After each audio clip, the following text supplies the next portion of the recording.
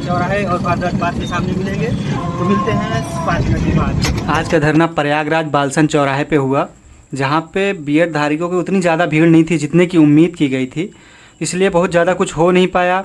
पहले ही बता देते हैं आपको, ज्ञापन सीओ साहब को दिया गया, जिनसे बहुत ज़्यादा उम्मीद नहीं की जा सकती, क्योंकि आपकी जो भीड़ की संख्या है वो बहुत कम था। जब तक बल मजबूत नहीं होगा तब तक सरकार कुछ सुनेगी नहीं। मतलब साफ है, लंबी लड़ाई चलनी है और आपको साहस के साथ और बहुत एकजुट होकर लड़ना पड़ेगा, तभी बीएड धारकों के पक्ष में कुछ हो सकता है। आगे धरने में क्या हुआ ये वीडियो में देखिए आप।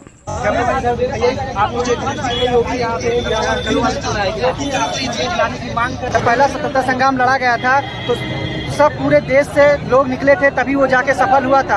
आप लोग घर में बैठ के सोच रहे हैं कि ये जंग हम लोग जीत जाएंगे, तो ऐसा बड़ा नामुमकिन सा दिख रहा है। आपको सभी बीएड धारियों से अनुरोध है, आपको घर से निकलना पड़ेगा, धरने में शामिल होना पड़ेगा, 1 लाख खर्चना पड़ेगा, तभी ये जंग जीत पाएंगे। अन्यथा ये जंग ऐसी शिथिल पड़ जाएगी और आपका 1-1.5 लाख जो सपना है शिक्षक बनने का, वो वहीं का रखा रह जाएगा। आप आना पड़ेगा, एकजुट होकर के सरकार का घेराव करना पड़ेगा।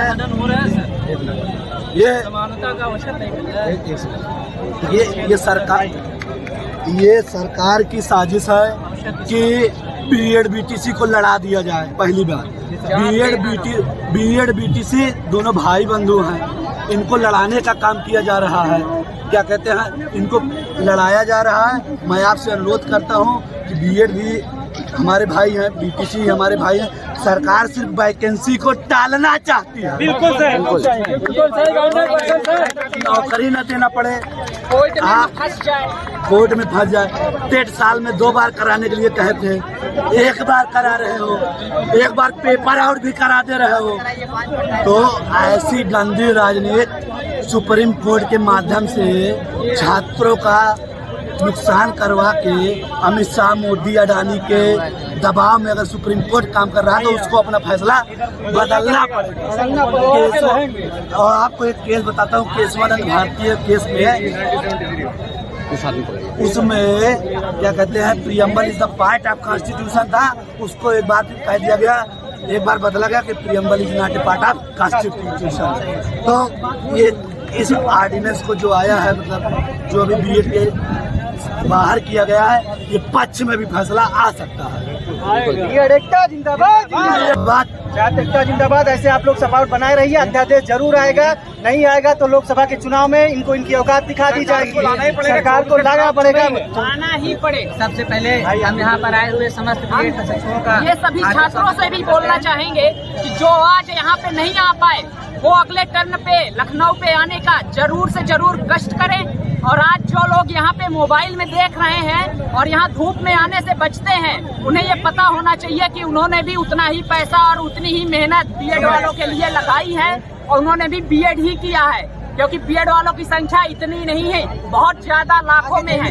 ऐसे छात्रों को भी अभी जगना चाहिए और आगे आना चाहिए और अपनी आवाज को बुलंद करने चाहते हैं कि मोदी जी और योगी जी के लिए चंद पंक्तियां अर्ज करते हुए कहना पड़ता है, बीएड धारक प्रशिक्षु हैं हम सब, एक ही मुद्दा लाएंगे। बीएड धारक प्रशिक्षु हैं हम सब, एक ही मुद्दा लाएंगे।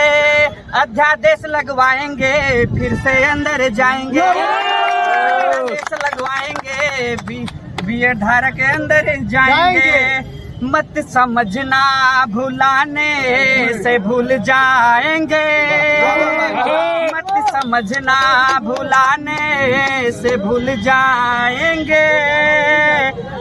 इस तरह के इन मुद्दों को भूल पाएंगे। मत समझना भुलाने से भूल जाएंगे।